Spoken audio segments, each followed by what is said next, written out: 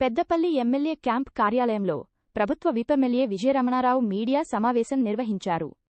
ఈ సీజన్లో నియోజకవర్గంలో ఎలాంటి గింజ కటింగ్ లేకుండా ఇప్పటివరకు 75% ధాన్యం కొనుగోలు చేశామని ఆయన స్పష్టం చేశారు. ధాన్యం కొనుగోళ్లలో తాను ఎలాంటి అవకతవకలకు మట్టి దందాకు పాల్పడినట్లు నిరూపిస్తే తన పదవికి రాజీనామా చేస్తానని సవాల్ విసిరారు. గత బీఆర్ఎస్ ప్రభుత్వ హయాంలో క్వింటాలుకు 5 నుండి 8 కిలోల తరుగుతీసి రైతులను గోసపెట్టారని మండిపడ్డారు. అప్పట్లో పెద్ద ఎత్తున ఇసుకమట్టి దందాలు నడిపింది బీఆర్ఎస్ నాయకులేనని మాజీ ఎమ్మెల్యే దాసరి మనోహర్ రెడ్డి సోయి లేకుండా మాట్లాడుతున్నారని ఎద్దేవా చేశారు. ఇప్పటికైనా వారు బుద్ధి తెచ్చుకోవాలని హితవు పలికారు. నేనెమ్మెల్యే ఉన్నప్పుడు 2010-11 సింగిల్ విండో సెంటర్ ద్వారా ప్లానింగ్ ఇంప్లిమెంట్ స్టార్ట్ అయింది. అసలు కటింగ్ ఎక్కడిది, కటింగ్ చేసేవాడు ఎవరు, నేను అడిగేటోడు ఎవరు? ఈ కటింగ్ ఆద్యమే నువ్వు కదా.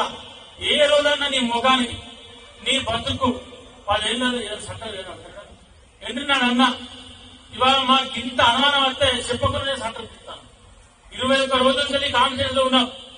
నేను కానీ మా లీడర్లు కానీ రైస్ పెట్టకుండా తింటాను. మా వాళ్ళందరూ ఎక్కడ నాలుగు అక్కడ వచ్చి కూర్చుంటాను. అక్కడ నువ్వు దించావా అని చెప్పి ఇలా మేము ఈ రకంగా చెప్తాను. ఎందుకన్నా నువ్వు కానీ నీ లీడర్లు కానీ 10 ఏళ్ళ 2014 నుండి 23 వరకు ఏ సెంటర్ కన్నా నువ్వు వేయనవా? ఏ సెంటర్ నువ్వు సందర్శించడమైనదన్నా కనీసం నీ పార్టీ నాయకులు వంటకాటైతే కూడా అడిగిన వాళ్ళు ఎందుకంటే చెప్పి ఇవాళ మేము మాకు రైతు పార్టీ రాదు. కాంగ్రెస్ బీఆర్ఎస్ బీజేపీ బీఎస్పీ లేకపోతే ఇంకో సిపిఎం ఏ పార్టీ అయినా కానీ ఏ రాజకీయ పార్టీ అయినా కానీ ఇవాళ రైతు అనే అయిపోయారు. నువ్వు ఇక్కడ పార్టీల గురించో వ్యక్తులతో చెప్తారు. ఇవాళ మీ దగ్గర దొంగ వేషాలు చెప్తారు. ఇవాళ వంట కటింగ్ చేసి 42 పెట్టుకుని 44 పెట్టుకుని అని చెప్పి ఎక్కడ మేము అప్పుడు ఎంకరేజ్ చేయలేదు.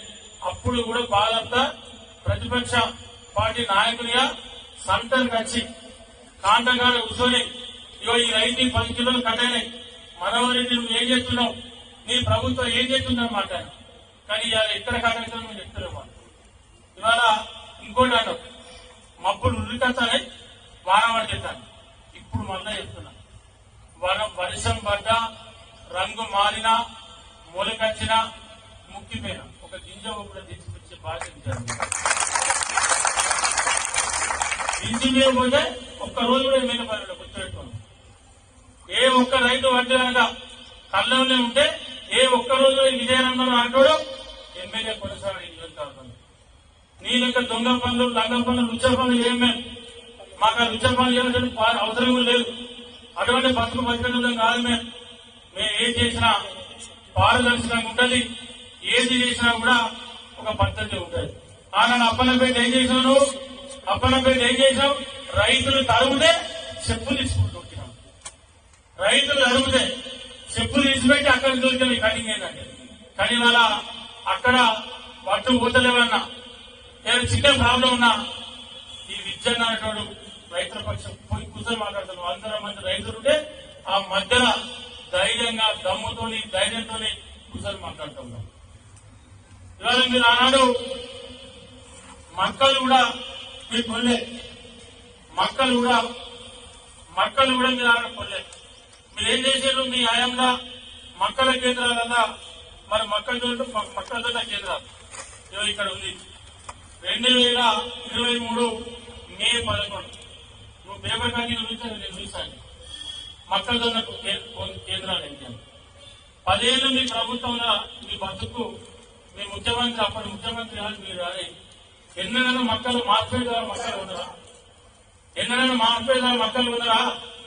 ఇవాళ మా ప్రభుత్వం ముఖ్యమంత్రి రేవంత్ రెడ్డి గారి నాయకత్వంలో ఇవాళ మార్పేట సెంటర్ ఇనాగ్రేషన్ చేసి ఇవాళ మక్కలు కొనుగోలు చేస్తాము. ఇంకా నిన్న నువ్వు ఒక అక్షరాల మాట మాట్లాడినావు. ఏమంటాను అంటే గండి సంచులు తెచ్చుకోమని చెప్తాను. తెచ్చుకోమంటారు. ఇప్పుడు చెప్తాను. మీ ద్వారా కూడా చెప్తున్నారు. మీ ద్వారా కూడా గండి సంచులు తెచ్చుకోవాలని చెప్తున్నాం. ఇవాళ ప్రభుత్వం ఏ రైతు గండి సంచులు తెచ్చుకున్నా, ఏ రైతులు గండి సంచులు తీసుకొచ్చుకున్నా మీ మక్కల డబ్బులతో పాటు మీ సంచికి 21 రూపాయలు ఇవాళ ప్రభుత్వం మీ ఖాతాలలో జమ చేయబోతా ఉంది. ఇదే చెప్తా ఉన్నాం.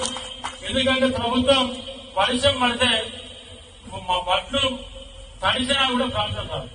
కానీ మొక్కలు తడితే పుచ్చిపోతాయి, ఫంగస్ పూలవుతారు, తర్వాత మొక్క నల్లబడతారు, మొక్క మురిగిపోతుంది.